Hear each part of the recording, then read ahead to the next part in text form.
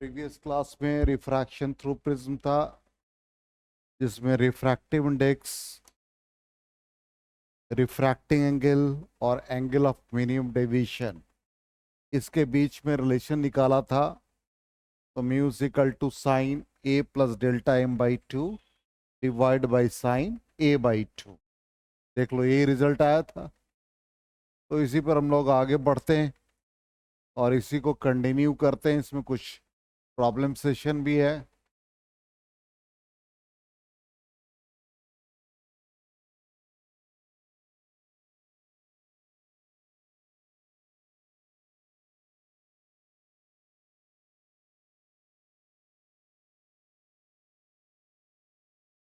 तो सबसे पहले ये था रिजल्ट, देख लो। Mu is equal to sine I by sine R sine A plus delta M by two divide by sine A by two. ठीक। अब इसमें जो सब एक इम्पॉर्टेंट पार्ट है कि यदि पूरे सेटअप को हम किसी लिक्विड में इमर्ज कर दें तो रिफ्रैक्टिव इंडेक्स ऐसे लिखते हैं। तो प्रीवियस क्लास में हमने बताया भी था कि जिस भी मीडियम में आप डालते हो तो वो मीडियम हो जाता है, म्यू लिखते हैं और यहाँ मटेरियल लिखते हैं। तो जैसे मान लो इमर्ज किया किसी लिक्विड में और वो लिक्विड वाटर हो जाए, तो इस कंडीशन में हम क्या रिजल्ट लिखेंगे? तो यहाँ पर मीडियम की जगह पर वाटर हो जाएगा म्यू, मटेरियल की जगह ग्लास हो जाएगा। और इसको लिखने का तरीका होगा कि न्यूमरेटर में ग्लास म्यू जी और डिनोमिनेटर में वाटर म्यू डब्ल्यू, और ये एयर के रेस्पेक्ट में लिखते हैं।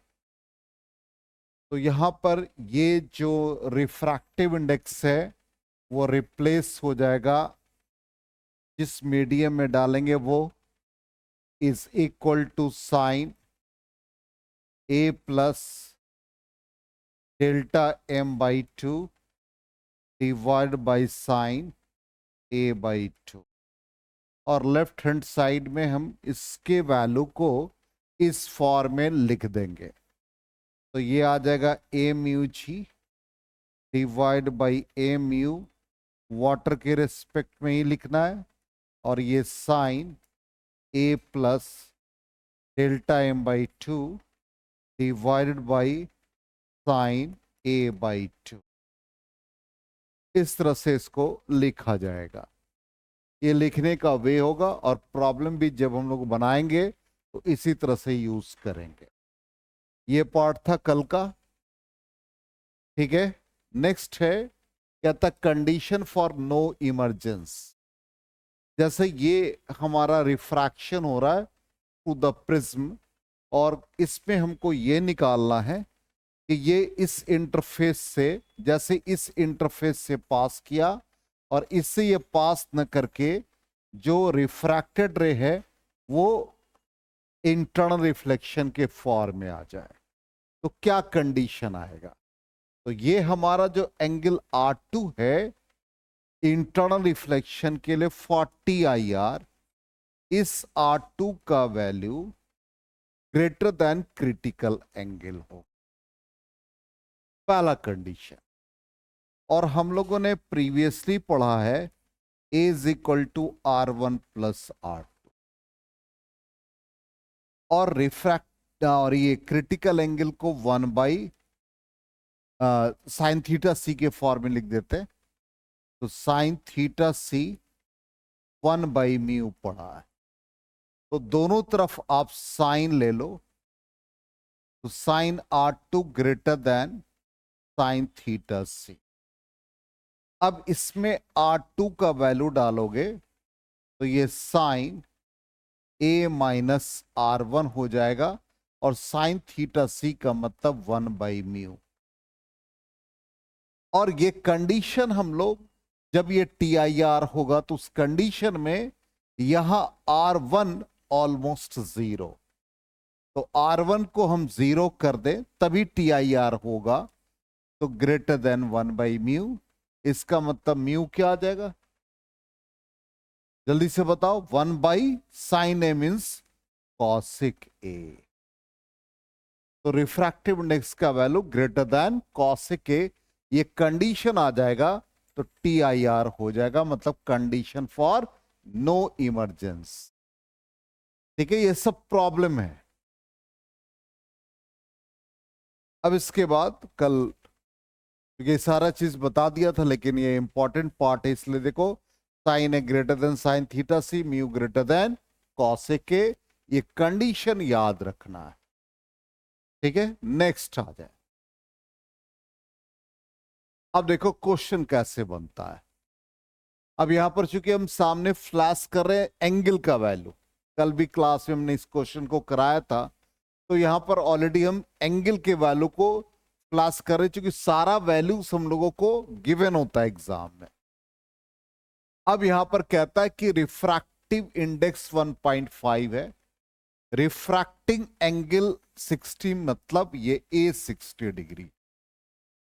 Calculate angle of deviation and angle of incidence, मतलब हम लोगों को डेल्टा एम का वैल्यू निकालना है और आई का वैल्यू निकालना है, ये दो हमें फाइंड करना है।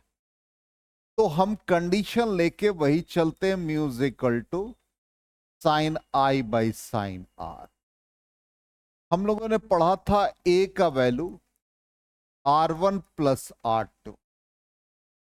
जब मिनिमम डेविएशन कंडीशन होता है तो हम लोगों ने पढ़ा था I का वैल्यू E के इक्वल, R1 का वैल्यू R2 के इक्वल। इसमें हम लोग सब्स्टिट्यूट कर देंगे तो A is equal to 2R, means R is equal to A/2, ये कंडीशन आ गया।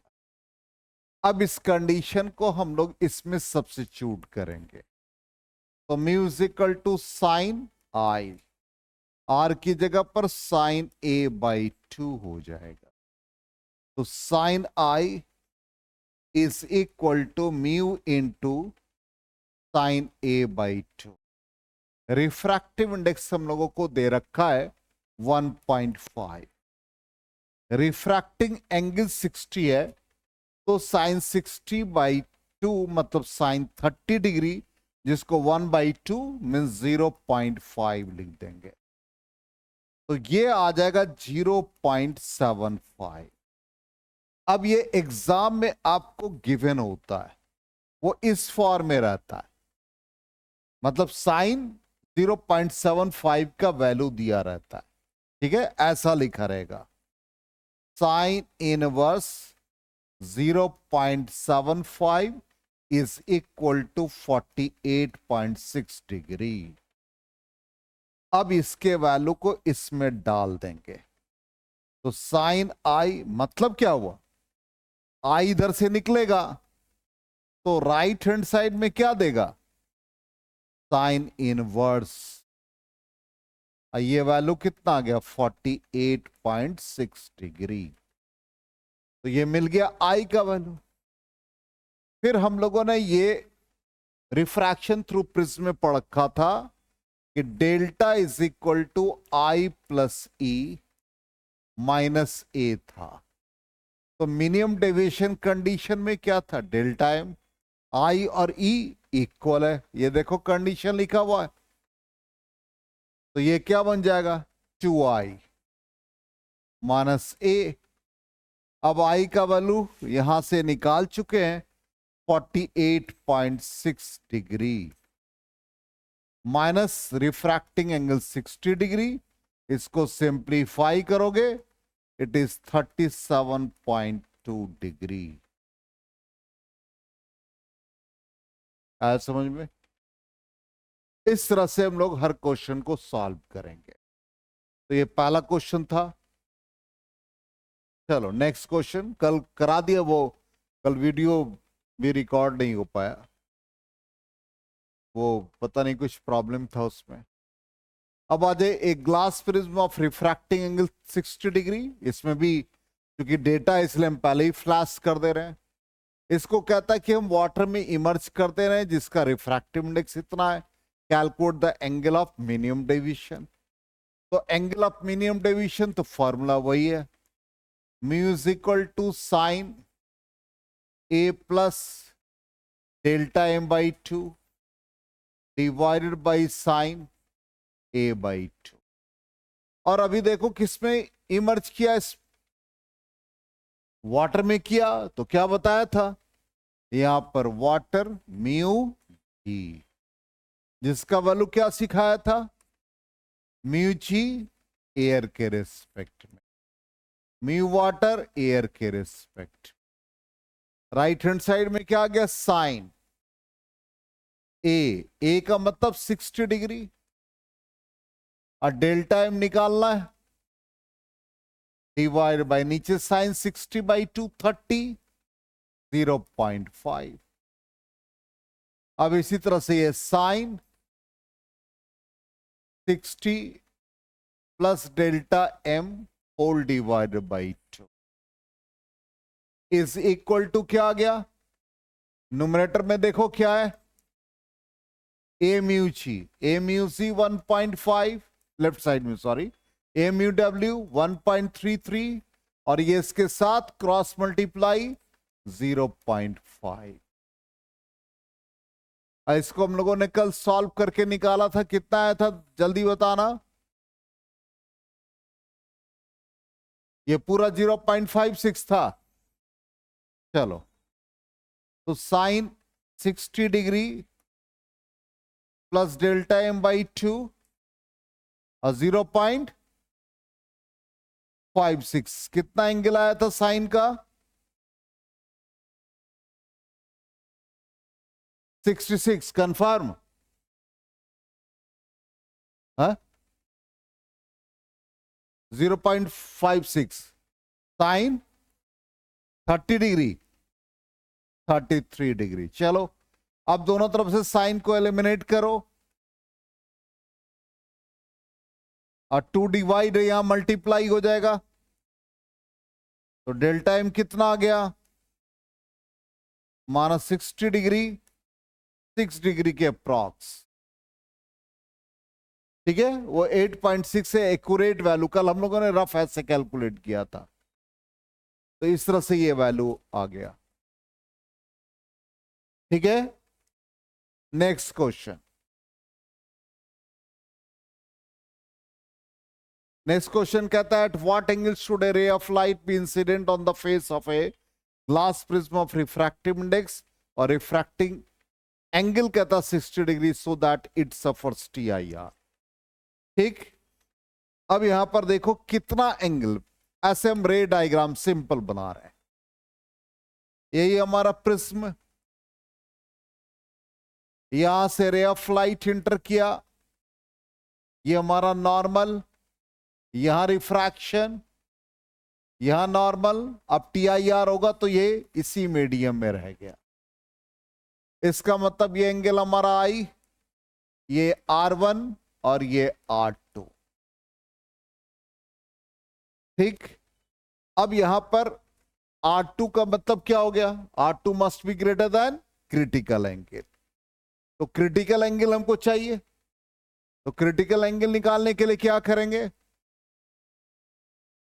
साइन थीटा से 1 by mu, mu refractive index देखो कितना दे रखा है 1.542, तो साइन थीटा सी 1 बाई 1.542, इसको सॉल्व किया था, कितना आ गया था 40 डिग्री। चलिए थीटा सी मतलब ये डिवाइड करके थीटा सी का वैल्यू 40 डिग्री हम लोगों ने निकाला था। अब यहां पर हम लोगों ने पहले पढ़ा कि angle A is equal to R1 plus R2। अब इससे हमारा R2 का वैल्यू या R1 निकाल लें, R1 is equal to A minus R2। अब A हमारे पास 60 डिग्री, R2 का मतलब क्या हुआ, क्रिटिकल एंगल 40 डिग्री, कितना आ गया 20 डिग्री।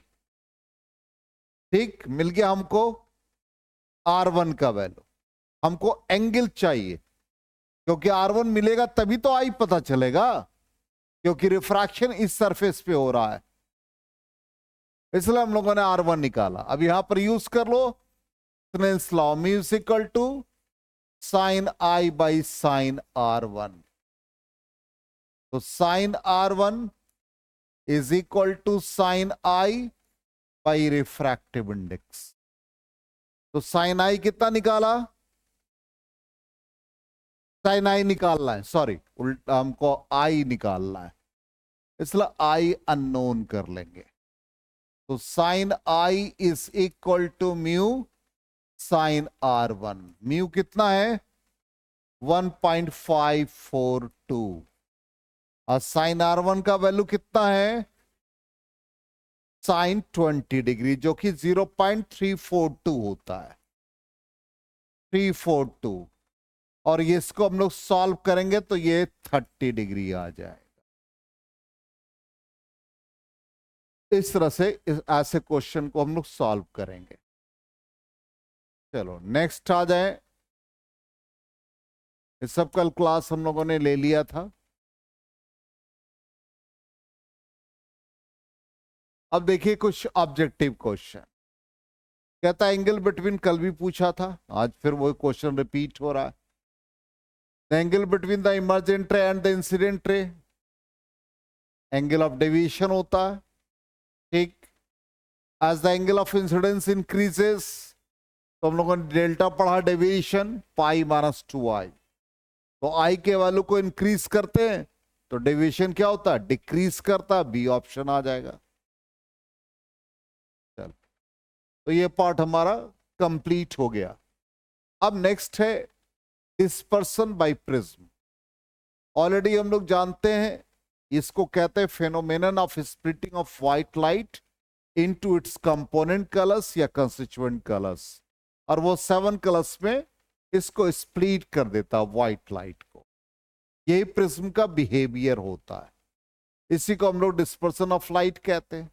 और जो हम लोगों को प्योर स्पेक्ट्रम और इम्प्योर स्पेक्ट्रम समझना है, उसमें सीधा ये कहता है कि जो व्हाइट लाइट पास करता है किसी प्रिज्म से, तो ये प्रिज्म इसको 7 कलर्स में स्प्लिट कर देता है। इसका मतलब व्हाइट लाइट में सिंपली 7 कलर्स का कॉम्बिनेशन है। तो प्रिज्म से जब ये पास करेगा तो उसको वो स्प्लिट करेगा। ऐसा नहीं कि वो 7 कलर्स को प्रोड्यूस करता है, वो सिर्फ स्प्लिट करता है। ये प्रिज्म का बिहेवियर है। और ये जो 7 कलर्स के पैटर्न नजर आ रहे हैं स्क्रीन पे, इसको हम डिस्टिंक्टली स्क्रीन पर देख सकते हैं, ऑब्जर्व कर सकते हैं। तो इसको हम लोग कहते हैं प्योर स्पेक्ट्रम। इसलिए यहां पर लिखा हुआ है spectrum in which there is no overlapping of different colours and different colours are distinctly seen is called pure spectrum. अब ऐसा स्पेक्ट्रम जिसमें आप डिस्टिंग्यूश नहीं कर सकते हो, उसको हम लोग कहते हैं इम्प्योर स्पेक्ट्रम। मतलब कलर का ओवरलैपिंग हो गया, रेड के ऊपर ओवरलैप हो गया दूसरा कलर, वॉलेट के ऊपर दूसरा कलर ओवरलैप हो गया, पता नहीं चलेगा 7 कलर्स का कॉम्बिनेशन, तो उसको हम लोग कहते हैं इम्प्योर स्पेक्ट्रम। अब इस चीज को प्रैक्टिकली न्यूटन ने ऑब्जर्व किया। न्यूटन ने क्या देखा कि जैसे एक प्रिज्म है, अब इस प्रिज्म से व्हाइट लाइट को पास कराया तो उसको 7 कलर्स के बैंड मिल गए स्क्रीन पे। तो फिर उसने क्या किया, इसको इन्वर्टेड कर दिया, मतलब जो रिफ्रैक्टिंग एंगल ऊपर था प्रिज्म का उल्टा कर दिया, इसको इन्वर्टेड कहते हैं। तो उल्टा कर दिया, इसका मतलब फिर प्रिज्म में क्या किया, जो 7 कलर्स मिले थे उस 7 कलर्स को कंबाइन कर लिया व्हाइट कलर में। तो ये शो हो गया कि व्हाइट लाइट पास किया, व्हाइट लाइट निकल गया। इसका मतलब ये पूरा एक रिफ्रैक्टिंग ग्लास स्लैब की तरह काम करने लगा, जिसमें किसी तरह का कोई डिस्पर्सन नहीं हुआ। इसलिए 2 प्रिज्म को यदि आप कंबाइन करोगे तो नो डिस्पर्सन भी आएगा, उसमें से कोई डिस्पर्सन नहीं होगा। तो ये प्रैक्टिकली ऑब्जर्व हो गया कि व्हाइट लाइट में जो 7 कलर्स है उसको स्प्लिट करता है प्रिज्म, प्रिज्म किसी तरह का लाइट का क्रिएशन नहीं करता है। इसलिए according to newton, a prism only separates the colors already present in white light, but the prism itself does not create any colors. किसी तरह का कलर को वो क्रिएट नहीं करता है। अब यहां पर नेक्स्ट पार्ट है हमारा, what is the cause of dispersion of light. तो डिस्पर्सन के रीजन क्या है? तो यहां से जैसे ये व्हाइट लाइट इंसिडेंट हुआ और हम लोग देखते कि रेड ऊपर आ रहा है, नीचे वॉलेट आ रहा है, तो इसके रीजन को सबसे पहले कॉचिस ने बताया कि जो रिफ्रैक्टिव इंडेक्स होता है वो ए प्लस कांस्टेंट पैरामीटर कॉचिस ने निकाला, ए बी सी डी ये सब कांस्टेंट टर्म है, जिसमें वो कहा A plus B by lambda square plus C by lambda 4 plus D by इस तरह से एंड सो ऑन, ये रिजल्ट आया। ये कॉचिस मैथमेटिशियन था, उसने इस रिजल्ट को फाइंड किया। इससे हमको ये पता चला कि mu inversely proportional to wavelength of light. अब जो हमारा विजिबल स्पेक्ट्रम है, ऊपर हमारा रेड कलर है और नीचे वॉलेट है।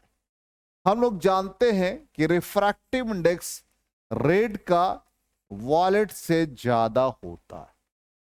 अब रिफ्रैक्टिव इंडेक्स और वेवलेंथ में क्या रिलेशन है? इनवर्सली रिलेटेड, इसलिए वेवलेंथ रेड का, सॉरी ये गलत लिख दिया, वेवलेंथ रेड का वॉलेट से ज्यादा होता है और यहां पर ये इनवर्सली रिलेटेड है रिफ्रैक्टिव इंडेक्स का, इसलिए रेड का रिफ्रैक्टिव इंडेक्स वॉलेट से कम होता। ठीक, और हम लोगों ने एंगुलर डिस्पर्सन वगैरह पढ़ा था, कल ही पढ़ा था, उससे आगे आगे क्या हम लोग? ये पहले पढ़ा था, ये पहले वो पढ़ा था? अच्छा पहले ये। तो इसमें एक रिलेशन है, हम लोग पढ़ेंगे ऐसे कि डेविएशन होता है म्यू माइनस 1 इंटू ए। तो यहां पर डेविएशन और रिफ्रैक्टिव इंडेक्स में ये रिलेशनशिप आता है। इसका मतलब deviation directly related to refractive index, तो रेड का डेविएशन लेस देन वॉलेट, इसका मतलब रेड लिस्ट डेविएटेड हो जाएगा, इसका डेविएशन कम हो जाएगा और वॉलेट का डेविएशन ज्यादा हो जाएगा, इसलिए मोस्ट डेविएटेड कहते हैं। इसलिए ऊपर हमारा रेड हो जाता है और नीचे वॉलेट हो जाता है। समझ में? ये रीजन है डिस्पर्सन के। इसी को यहां पर लैंग्वेज के टर्म में देखो क्या लिखा हुआ है कि each colour of light is associated with wavelength या डेफिनेट वेवलेंथ कह सकते हैं। ठीक है, और इसमें विजिबल स्पेक्ट्रम में हमारा रेड है, मतलब यदि 7 कलर्स को देखें तो रेड का हमारा वेवलेंथ ज्यादा होता वॉलेट से। ठीक, और ये रिलेशन हमने पढ़ा भी था, स्लो हो गया लगता है किसी वजह से। हाँ, अकॉर्डिंग टू कॉचिस रिलेशन ये क्या था? Refractive index inversely proportional to wavelength, यही जस्ट अभी बताया। तो यहां पर रेड का वेवलेंथ ज्यादा है, ब्लू या वॉलेट जो भी लिखोगे तो रिफ्रैक्टिव इंडेक्स कम हो जाएगा, डेविएशन रेड का कम होगा, तो रेड लाइट डेविएटेड लिस्ट हो गया और वॉलेट लाइट का डेविएशन ज्यादा हो गया। तो इस तरह से डिस्पर्सन होता है। ठीक है, चलिए नेक्स्ट आ जाए, एंगुलर डिस्पर्सन। एंगुलर डिस्पर्सन कहता है कि जैसे सिंपली ये प्रिज्म पर ये व्हाइट लाइट इंसिडेंट हुआ और यहां पर फिगर में हमने दिखा रखा है, ये ऊपर रेड है, ये येलो कलर और ये वॉलेट, बीच में हमने येलो कलर लिया। येलो कलर को मीन लाइट कहते हैं। कल भी बताया था कि रिफ्रैक्टिव इंडेक्स येलो का निकालोगे तो वॉलेट और रेड के मीन वैल्यू को रिप्रेजेंट करता है, इसको ये रिप्रेजेंट करता है। तो हम यहां से यदि रेड का डेविएशन निकाले तो उस कंडीशन में डेविएशन का फॉर्मूला होता है म्यू माइनस 1 इंटू ए। अब डेविएशन यदि हम सबसे पहले रेड का निकाले तो ये mu R minus 1 into A. Violet का डेविएशन निकाले तो mu V minus 1 into A. तो एंगुलर डिस्पर्सन ये कहता है, इसको थीटा से रिप्रेजेंट करते हैं। ये कहता है दो एक्सट्रीम कलर, दो एक्सट्रीम कलर का मतलब रेड और वॉलेट, इसके बीच का जो डिफरेंस है वो थीटा है। देखो यहां से यहां तक ये वॉलेट है, यहां से यहां तक ये रेड है, तो इसका डिफरेंस थीटा आ गया। इसका मतलब theta is the difference in deviation produce by violet light and red light. तो वॉलेट के लिए पुट कर दो mu V minus 1 into A, ये हो गया mu R minus 1 into A. इसको सिंप्लीफाई करेंगे तो ये mu V minus mu R into A आ जाएगा। इसी का नाम है एंगुलर डिस्पर्सन। क्लियर? ये लिखा angular separation between two extreme colors in the spectrum is called angular dispersion, जिसका वैल्यू आ गया theta is equal to delta V minus delta R mu V minus mu R into A. अब कहता है dispersive power, dispersive power omega से represent होता है। कहता है ये एंगुलर डिस्पर्सन जो अभी हम लोगों ने फाइंड किया, और deviation produce by mean light मतलब येलो लाइट, इसके रेशियो को हम लोग कहते हैं डिस्पर्सिव पावर। अब एंगुलर डिस्पर्सन का मतलब थीटा, और थीटा क्या निकाला अभी mu V minus mu R A into A, और deviation produce by mean light delta minus 1 into A, या डेल्टा वाई भी sorry mu minus 1 into A. तो म्यू वाई भी लिख सकते हो या सिंपली म्यू लिख सकते हो। म्यू का मतलब ये है जब हम कलर्स के फॉर्म में लिखेंगे तो ये येलो को रिप्रेजेंट कर रहा है, तो यहां से ए और ए कैंसिल हो जाएगा, तो डिस्पर्सिव पावर का वैल्यू क्या आ गया mu V minus mu R divide by mu minus 1। तो ये हमारा डिस्पर्सिव पावर का फॉर्मूला बन गया। यही it is the ability, dispersion का मतलब पावर को हम लोग एबिलिटी के फॉर्म में ही लिखते हैं, of a prism to cause dispersion, and it is measured as the ratio of, sorry ration लिखा गया रेशियो होता है, ratio of angular dispersion to the deviation produce by mean light. ठीक, इसका वैल्यू आ गया omega mu V minus mu R into A divide by mu minus 1। तो finally mu V minus mu R divide by mu minus 1। ठीक, अब यहां पर prism का कॉम्बिनेशन है, बड़ा इंपॉर्टेंट पार्ट। प्रिज्म को हम कंबाइन दो तरीके से कर रहे हैं। यहां पर एक मटेरियल क्राउन ले रहे हैं और दूसरा फ्लिंट ले रहे हैं। क्राउन और फ्लिंट ग्लास प्रिज्म को कंबाइन किया है। अब यहां पहला कॉम्बिनेशन बन रहा डेविएशन विदाउट डिस्पर्सन। क्या मीनिंग है? मीनिंग यह है कि जो पहला क्राउन ग्लास प्रिज्म है, इस पे जो व्हाइट लाइट इंसिडेंट हुआ, ये डिस्पर्स कर दिया रेड और वॉलेट को। अब दूसरा ग्लास प्रिज्म जब रखते हैं तो यहां से लाइट एंटर किया, और ये डॉटेड लाइन जो इंसिडेंस का लाइन ऑफ एक्शन है, ये सिर्फ लाइट ऐसे चला गया, मतलब डेविएशन हुआ लेकिन डिस्पर्सन नहीं हुआ, मतलब रेड और वॉलेट नहीं मिले, सिर्फ लाइट डेविएट हुआ। इसका एक मैथमेटिकल एनालिसिस करना है कि डेविएशन होगा लेकिन डिस्पर्सन नहीं होगा। वही मैथमेटिकल एनालिसिस यहां पर है। तो देखिए क्या है एनालिसिस, हम नेट डिस्पर्सन निकालेंगे और 0 होना चाहिए, उससे कंडीशन निकालेंगे और टोटल डेविएशन इस फॉर्म में आएगा। तो अब हम लोग साथ में कैलकुलेशन करेंगे। तो पहले वाले का क्या है, विदाउट डिस्पर्सन, मतलब जो एंगुलर डिस्पर्सन है वो वैल्यू लेना है। तो एंगुलर डिस्पर्सन का वैल्यू क्या है, थीटा। ठीक, थीटा इसके लिए क्राउन ग्लास, थीटा किसके लिए, फ्लिंट ग्लास। क्या होना चाहिए, 0। क्यों, विदाउट डिस्पर्सन। अब क्राउन ग्लास के लिए mu V minus mu R into A. Flint glass inverted है, उल्टा है, इसलिए sign convention minus mu V minus mu R into ए।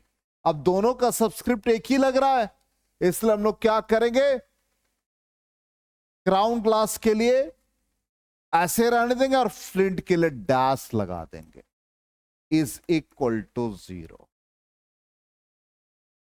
आगे समझ में यहां तक, mu V minus mu R into A is equal to mu V dash minus mu R dash into A dash. ये आ गया रिजल्ट।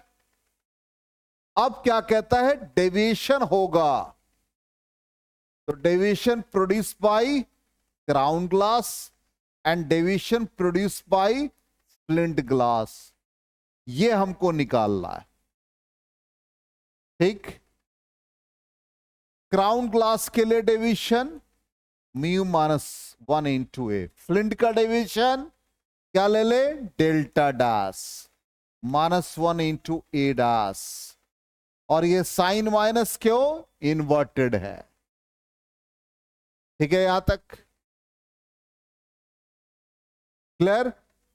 अब इसमें से हम लोग चाहते हैं कि ए डैश का वैल्यू डाल दें, तो इस कंडीशन में हम लोग म्यू माइनस 1 इंटू ए कॉमन ले लें, तो इसमें 1 बचेगा, डेल्टा डैश माइनस 1,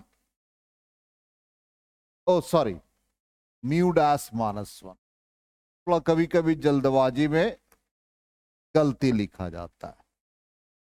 तो mu dash minus 1 divide by क्या होगा, जल्दी से बताओ, म्यू माइनस 1, और यहां क्या बचा, A dash by A. A dash by A का वैल्यू यहां से डालो, जल्दी बताओ, ए डैश बाई ए का value mu V minus mu R divide by mu V dash minus mu R dash होगा। क्लियर, ठीक है यहां तक।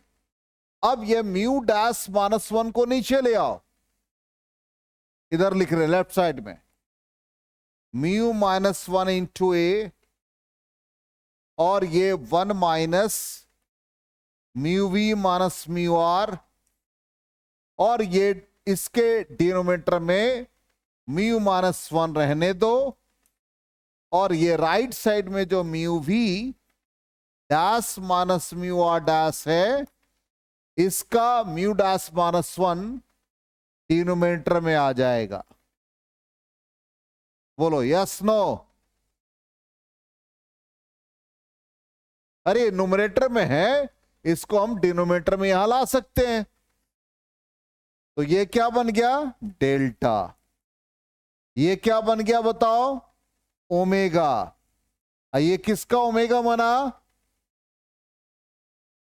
फ्लिंट ग्लास का। यही कंडीशन आ गया। आज यदि दोनों का डिस्पर्सिव पावर इक्वल हो जाएगा, ओमेगा और ओमेगा डैश इक्वल हो जाए, तो बताओ क्या कंडीशन आएगा, टोटल डेविएशन 0।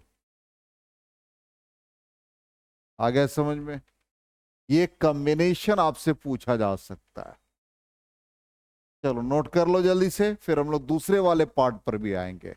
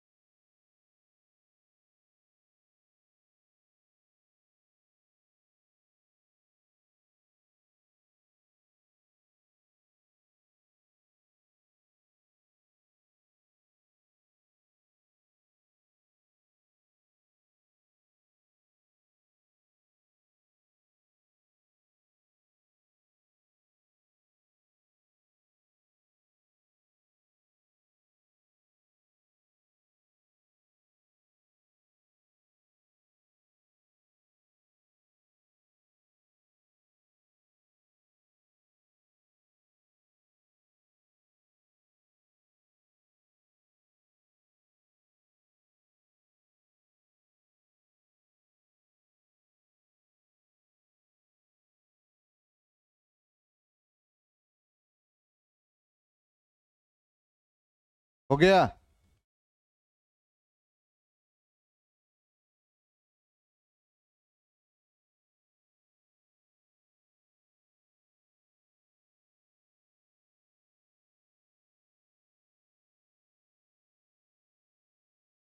इरेज करें? चलो दूसरा कंडीशन आ जाओ। नेक्स्ट कंडीशन आ जाओ। दूसरा कॉम्बिनेशन क्या बनेगा? अब ये देखो क्या हो रहा है। Crown flint. दूसरे कॉम्बिनेशन में यहां से रे ऑफ लाइट इंटर किया, यही नॉर्मल जो भी है, इसका रिफ्रैक्ट डिस्पर्सन नहीं होता तो ये लाइट ऐसे पास कर जाता। यहां से रेड और वॉलेट डिस्पर्स हो गए। दूसरा प्रिज्म ले लिया। अब यहां से ये इंटरचेंज कर लिया।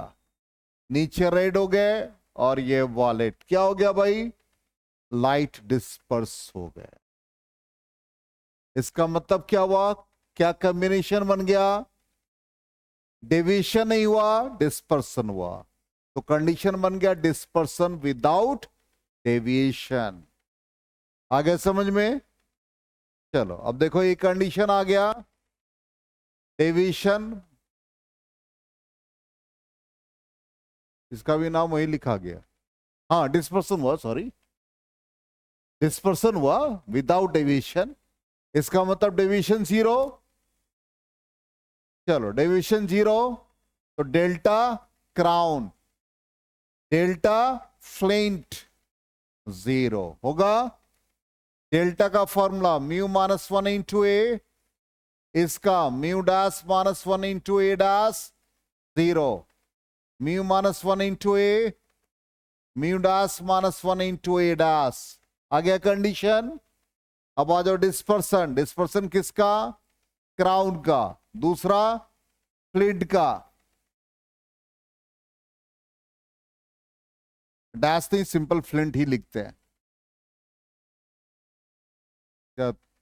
बार बार वही चीज लिखा जाता है। ये हमको वैल्यू निकालना है क्राउन का, बताओ जल्दी बोलो। Mu V minus mu R into A, और फ्लिंट के लिए हम लोग क्या लिखते हैं? Mu V dash minus mu R dash into A dash होगा। चलो अब यहां पर mu V minus mu R, mu minus one से डिवाइड कर दें तो यहां पर क्या करना पड़ेगा? मल्टीप्लाई। इसी तरह से आ जाओ mu V dash minus mu R dash A dash, divide कर दिया म्यू डैश माइनस वन और म्यू डैश माइनस वन से मल्टीप्लाई। ये क्या बन गया? डिस्पर्सिव पावर किसका? क्राउन का। और ये क्या बना? डेविएशन माइनस, ये डिस्पर्सिव पावर किसका? फ्लिंट का। Deviation flint, omega delta common ले लो, क्या बनेगा? Minus omega dash delta dash divide by omega delta होगा ना? अरे बोलो, सिंपल मैथमेटिक्स है, उसी फॉर्म में आ रहा है। चलिए नोट कर लीजिए।